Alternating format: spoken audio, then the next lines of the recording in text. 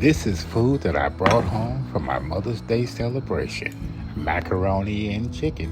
That's a great combination. All I gotta do is reheat, and I'm ready to eat. I can't cook, but I can eat. Yes, sirree.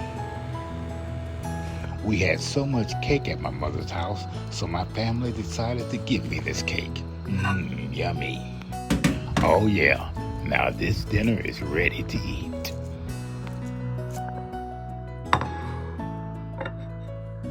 There is one more thing I need to do, and that's feed my little friend.